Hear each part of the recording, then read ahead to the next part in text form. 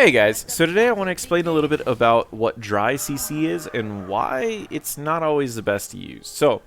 Um, the term is kind of based off of throwing out an ability without anything else there. Say for instance someone slows someone, it's really easy to stun them with a Tyrande because they're already slowed.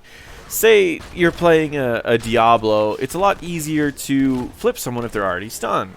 A Varian has a much easier time jumping on someone and stunning someone. Like, there's so many skill shots in this game that it's bad to throw out dry skill shots. So, what do you do instead?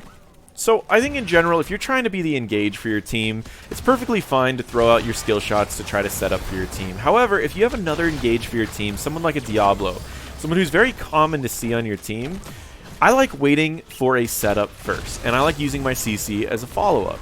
You're going to start noticing, let me fast forward just a little bit, and watch very closely around the Diablo, and just wait to see kind of how these fights play out. Let me just fast forward just a tad. So the first thing that you see is this Diablo who's going to be going in. Diablo slams immediately, and then what happens? Diablo flips, and there's immediately a stun. Now, if you're playing a support and you want to be working with your team this well, you need to learn how your tank plays. In the case of this tank, most Diablos will charge and they'll stand still and then they'll flip right afterwards. This Diablo plays it a little bit differently.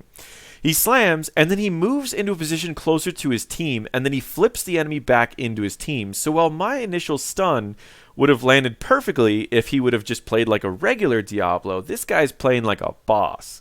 So he has a unique technique that he uses whenever he's trying to do something. Now, my stun still lands and we still get the kill. But I need to learn from his method of flipping and I need to adjust to it. And so a lot of times when people are using CC, they always just fire him off dry and you don't get those easy kills like that. So let me fast forward just a little bit. As we have the Diablo setting up once again, he's prepping in a way to where if he stands down here, he's trying to get people that are up here. If not, he's going to stand down there. We have Vision, we have Slam, and we have the Stun. Now this time, he did it the way that a normal Diablo would do it. And he apologized in voice chat because I did a stun that was off to the side, expecting him to do the move to the side. But we start getting a hang of each other's playstyle, and that's something that you may want to do if you want to be a good support or just a good team member. Supports and tanks in general have to adjust to their team, while assassins oftentimes are just kind of tunnel just for kills. But if you want to be a good support or a good tank, adjusting to the playstyle of your team is crucial.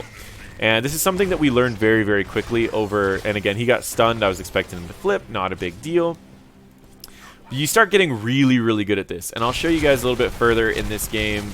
We start getting the hang of our abilities really, really well, and we're leading to kill after kill after kill.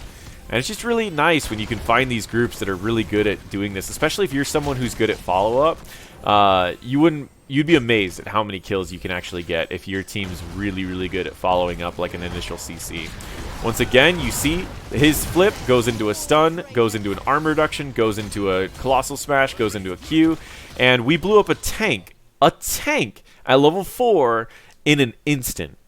And this is what you can do if you stop throwing out your abilities. You can see how I'm not wasting my E in any random time. I'm using my E when I'm sure it's going to land, when I'm sure my team can follow it up, and when we can follow up with everything we have, and we just blow apart their tank. They no longer can fight at this objective anymore. And this is what I'm talking about. I see too many people throwing dry E's, dry stuns on a lot of different heroes, and it's kind of the same thing with like a Malfurion. If you toss out a root and you waste it, then your team no longer has that root, and when someone lands an initial CC, you're not going to have that root to follow up anymore. And it works out so well if you have that follow-up, because the first thing is, when a first stun lands, people aren't really sure if they could follow it up, so they kind of get in position, they might throw one or two things, but when 2 stuns land in a row and it keeps happening that way, people get so used to following up on those stuns that it leads to kill after kill after kill. In this particular game, we abuse it a lot, and you're going to see us, once again, it works very easily. He goes for the stun, he then flips, which then I go for a stun, and then we all throw everything we have, and we finish off whoever gets stunned. And we do it this entire game over and over and over. And it's so easy to do. It's actually easier than trying to land a dry ability, dry skill shot. It's so much easier to just wait until there's a CC first. And most Diablos are going to be doing this pretty often. If you're in low ranks, a Diablo's worse at landing the stuns against walls. But the enemies are worse at standing next to walls. So it doesn't really matter. The higher rank you get, your Diablos get better, but everyone else gets better at dodging stuff. And this works with anyone too. Once again, he slammed, he went for the flip, he got polymorphed. It happens, and it's something that you can do to counter this. If you were ever wondering, well, Paradox, this is dominating, why don't you run this in every game? Why don't the pros run this in every game? And it's because it is counterable.